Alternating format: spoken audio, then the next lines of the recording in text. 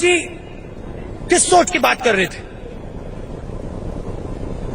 इस देश के बारे में कहा जाता है कि हजारों साल पहले मनु नाम का एक व्यक्ति इस देश की धरती पे चलता था। अब मुझे नहीं मालूम कि ऐसा कोई व्यक्ति रहा या नहीं रहा, मगर अंबेडकर जी उस व्यक्ति की सोच के बारे में बोल रहे थे। और जो दर्द उनको हो रहा था, जो कष्ट उनको हो रहा था, वो उस सोच के कारण हो रहा था। अंबेडकर जी के साथ कांग्रेस पार्टी खड़ी हुई और मिलकर मनु की जो सोच है उसके खिलाफ गांधी जी ने, नेहरू जी ने, पटेल जी ने, अंबेडकर जी ने मिलकर हमारा कॉन्स्टिट्यूशन रखा। और मनु के खिलाफ, मनु की सोच के खिलाफ सबसे बड़ी चोट जो शायद पिछले 3000 सालों में नहीं मारी गई, वो चोट अंबेडकर जी ने और कांग्रेस पार्टी ने मिलकर मारी।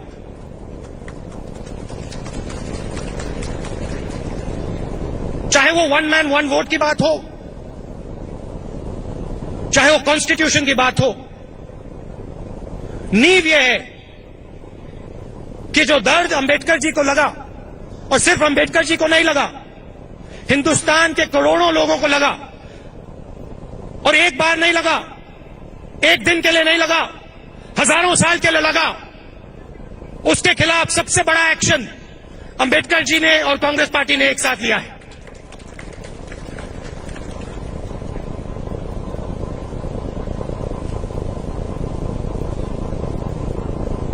अंबेडकर जी क्या कह रहे थे? उस क्लासरूम में क्या कह रहे थे? वो कह रहे थे चाहे मैं कुछ भी कर लूं, चाहे मैं क्लास का सबसे बेहतर स्टूडेंट हूं, चाहे मैं पहले नंबर पे आऊं, मुझे वो जगह कभी नहीं दी जाएगी। मुझे कहा जाएगा तुम बहुत अच्छा पढ़ते हो, मगर तुम यहां आके बैठ जाओ और ज्यादा मत बोलो। उन्होंने कहा, वो जो पानी की उन्होंने बात की, उन्होंने कहा अगर मैं कुछ भी चाहता, कुछ भी करना चाहता अपनी जिंदगी में,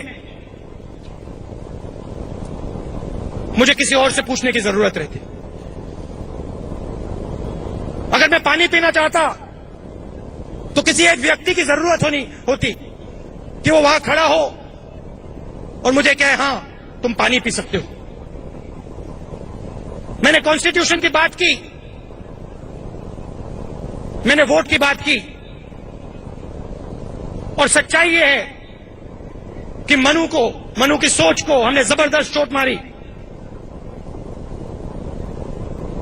कॉन्स्टिट्यूशन के माध्यम से उसको चोट मारी, मगर जब भी मैं अपने देश में घूमता हूं, मुझे एक बात बहुत अच्छी तरह दिखाई देती है। मनु की सोच हिंदुस्तान में आज नहीं मिटी है, और यह काम मिटाने का काम, कॉन्स्टिट्यूशन एक शुरुआत है, वोट एक शुरुआत है, मगर यह लड़ाई लंबी है और यह 2-3 दिन में जीती नहीं जा सकती। आप कांग्रेस पार्टी का काम देखिए, चाहे वो कॉन्स्टिट्यूशन हो, चाहे वो रिजर्वेशन की बात हो, चाहे वो वन मैन वन वोट की बात हो, और अगर आप पिछले 10 सालों में देखें, मनरेगा, भोजन का अधिकार, राइट टू इंफॉर्मेशन, ये हमारे सब के सब काम मनु के सोच के खिलाफ के काम है। जहां भी आपको अधिकार शब्द दिखाई देगा, चाहे वो सूचना का अधिकार हो, भोजन का अधिकार हो, जमीन का अधिकार हो, रोजगार का अधिकार हो, शिक्षा का अधिकार हो, वो मनु के सोच के खिलाफ एक्शन है, और वो सब एक्शन कांग्रेस पार्टी ने लिए। मेरे लिए हिंदुस्तान की राजनीति में सिर्फ दो विचारधाराएं हैं। एक विचारधारा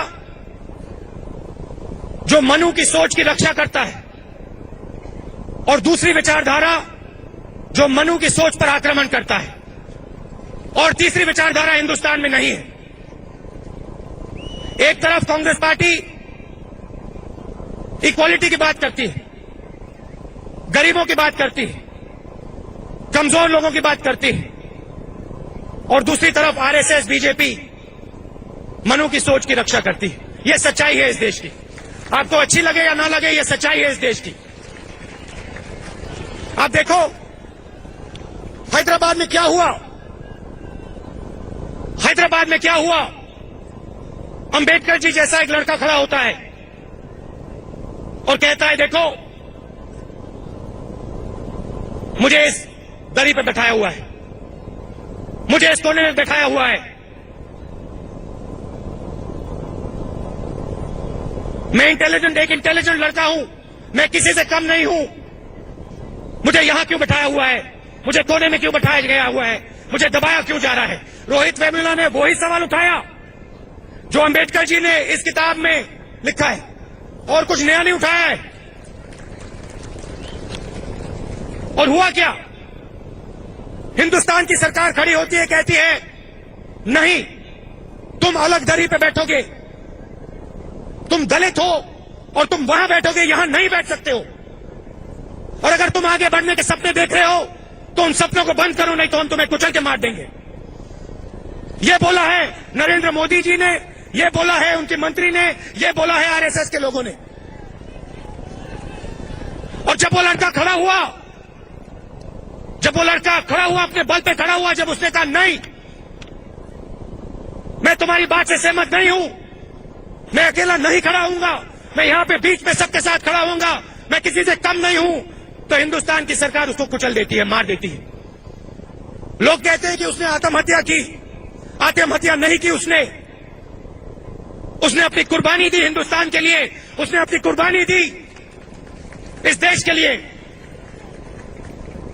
उसने कहा कि मैं ऐसे देश में नहीं रहना चाहता हूं जिसमें मेरे देश जैसे व्यक्ति के लिए जगह नहीं है, और उसने उदाहरण दिया, इसलिए मैं वहां गया, इसीलिए मैं उनके साथ बैठा, और इसीलिए मैं उनके साथ खड़ा हूं और लड़ूंगा उनके साथ एक साथ। दूसरी तरफ पानी की बात हुई। अंबेडकर जी पॉलिटिकल पावर की बात करते थे, सत्ता की बात करते थे।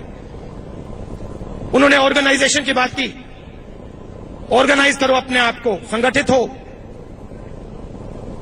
कांग्रेस पार्टी ने सिर्फ वोट नहीं दिया, सबसे बड़ा औजार पंचायती राज आपको दिया। लाखों लोगों को पंचायती राज का फायदा हुआ। कहीं कोई प्रधान बन रहा है, कोई सड़क बनवा रहा है, शक्ति हमने गांव तक पहुंचाई। हुआ क्या?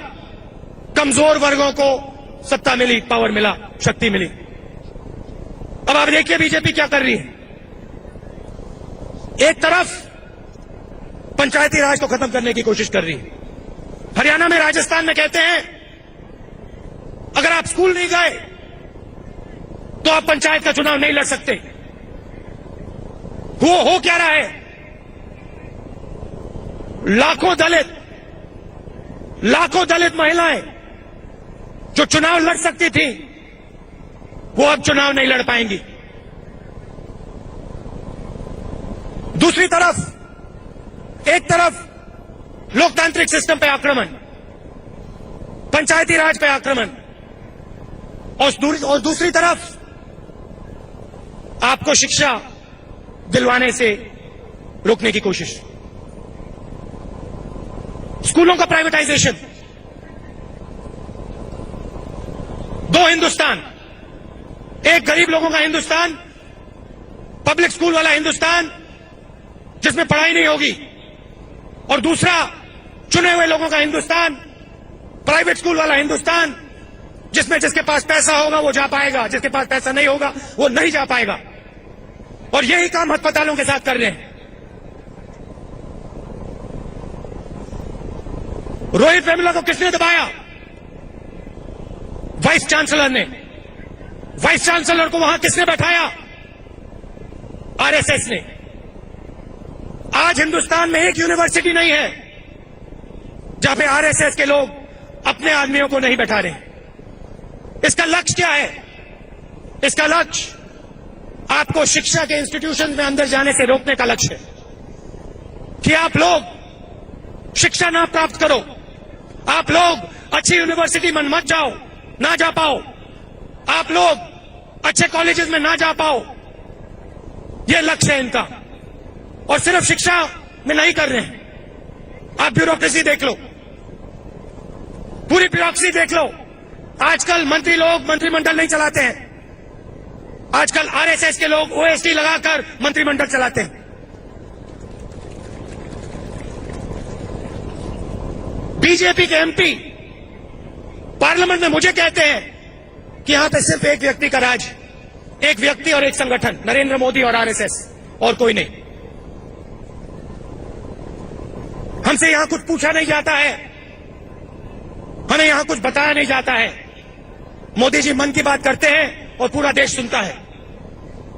दलित मर जाए, आदिवासी मर जाए, किसान मर जाए, मजदूर मर जाए, बेरोजगार युवा मर जाए, कुछ फर्क नहीं पड़ता, मगर मनु की सोच की रक्षा होनी चाहिए हिंदुस्तान में। वही सबसे जरूरी चीज है इनके लिए। यह फर्क है हम में और उनमें।